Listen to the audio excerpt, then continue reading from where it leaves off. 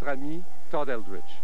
Ben moi, je dirais lui-même, parce qu'en fait, la compétition, c'est la guerre des nerfs. Il faut arriver à être meilleur que ce qu'on fait d'habitude, ou au moins essayer d'égaler ce que l'on fait d'habitude.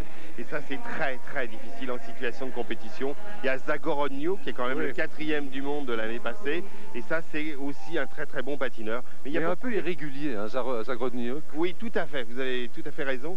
Et ce que je pense, moi, c'est que Eldredge est en train de tester ses programmes, de voir où il en est dans sa préparation pour la saison qui est à venir. Et ce qui sera intéressant de voir aussi, ce sera la performance de Jason Denomé, le Québécois. Alors Jason possède maintenant le triple axel, possède donc toute Essentiel. la gamme... Ouais, absolument, il possède donc toute la gamme des triples sauts.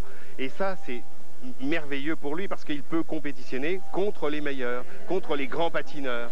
Alors, faut-il qu'il arrive déjà à se battre lui-même, lui aussi, parce qu'il faut réussir une combinaison triple axel, double boucle piquée ou triple axel, triple boucle piquée pour être dans les 5 premiers. Alors, notre ami François Gariepi a réalisé un reportage sur Jason Denomé. Allons tout de suite voir ça.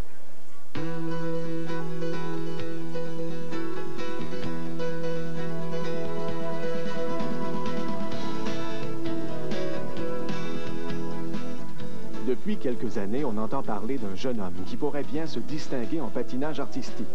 Après de beaux succès chez les juniors, voilà que Jason Denomé se frotte maintenant au meilleur au monde. Je ne m'attendais jamais à faire des qualifications pour les Olympiques. C'est arrivé un petit peu plus tôt que prévu. L'enchaîner dans l'enchaînement graduel de mon sport, là, je trouve que c'est relativement rapide. Des fois peut-être un petit peu trop parce que je ne m'attendais pas à ça. Tout est arrivé soudainement. Mais je suis bien content, j'essaie de faire face à la situation, même si des fois, là, elle me prend un peu dépourvu. Entraîné par José Normand, dont le travail a été remarqué avec Sébastien Britton, le jeune Dénommé originaire d'Asbestos et âgé de 20 ans pourrait, s'il poursuit son ascension, devenir avec Jeffrey Langdon la relève dont le Canada aura besoin lorsqu'Elvis Stojko deviendra professionnel. Pour l'instant, on n'a pas pu vraiment là, faire des choses nouvelles, mais on a beaucoup augmenté l'entraînement.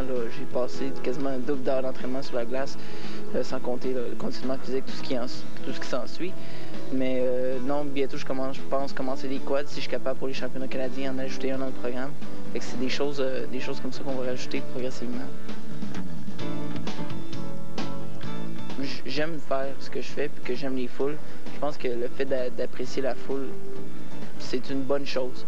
Peut-être le fait que j'ai pas vraiment peur de me lancer dans n'importe quelle sauce, c'est une autre chose aussi.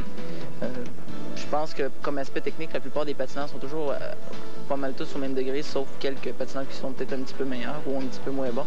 Mais je pense que c'est pas vraiment mon degré de difficulté qui est meilleur, mais peut-être plus le fait que j'aime me laisser aller sur la glace.